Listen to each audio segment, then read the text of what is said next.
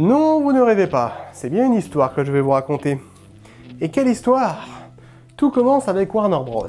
Christopher Nolan, Hans Zimmer, et non, ce n'est pas la trilogie Dark Knight, c'est juste un rêve. Ou peut-être une réalité.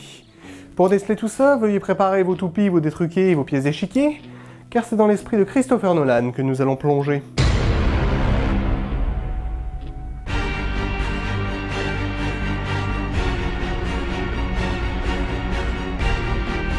J'imagine que beaucoup d'entre vous se posent encore pas mal de questions en ce qui concerne la fameuse fin d'Inception et de son plan final particulièrement hypnotique. La question étant, est-ce que Cobb retrouve véritablement ses enfants ou reste-t-il piégé dans les lames infinies de son esprit? Et si je vous disais que durant tout ce temps vous trituriez le cerveau à chercher la réponse dans le plan final avec cette toupie qui commence à vaciller avant le cut de fin, sachez que la réponse est bien plus subtile puisqu'elle vous est donnée quelques secondes plus tôt. Afin de bien vous faire comprendre la chose, nous allons revenir sur une scène en particulier. À la fin du film, Cobb descend dans son subconscient afin de récupérer un Saito vieillissant, hanté par les regrets et qui attend de mourir seul. Dans le début de cette scène, vous remarquerez qu'aucun des deux hommes ne reconnaît l'autre, puisqu'étant prisonniers des tréfonds du subconscient de Cobb, ils ont tous deux perdu la notion de réalité.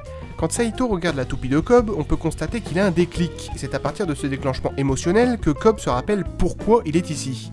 Voyez plutôt son étonnement. Impossible. We were young men together. I'm an old man, filled with regret, waiting to die alone. I've come back for you. Autre moment très important, celui-ci. Come back with me.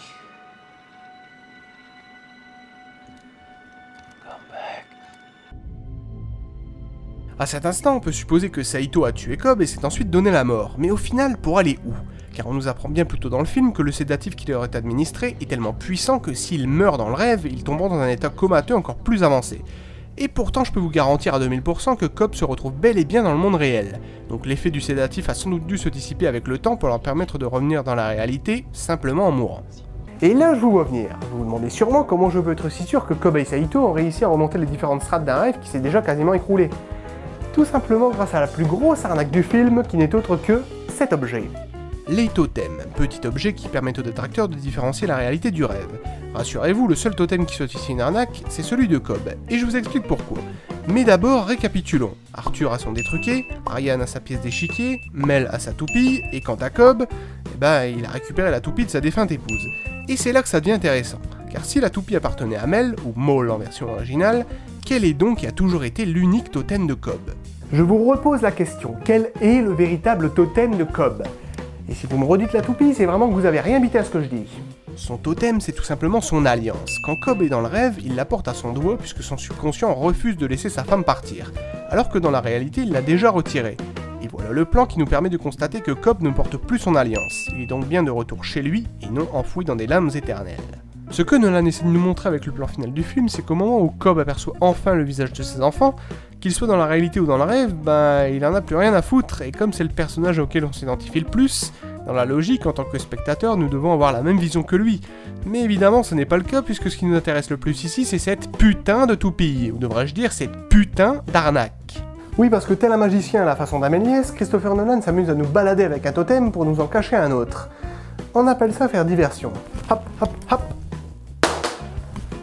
Dans quelle main la toupie? Après, je vous dis tout ça, mais libre à vous d'avoir vos propres théories sur la fin du film. Moi, je ne vous donne entre autres que la vérité. À vous de voir si vous croyez en cette véracité ou si vous préférez demeurer à jamais dans les limbes de votre esprit. Vous connaissez désormais la véritable fin d'Inception, alors n'oubliez pas que le secret d'une bonne inception, c'est avant tout du persil, de l'ail, de l'amour, une bonne branlette et beaucoup de sadomasochisme. Oh yeah!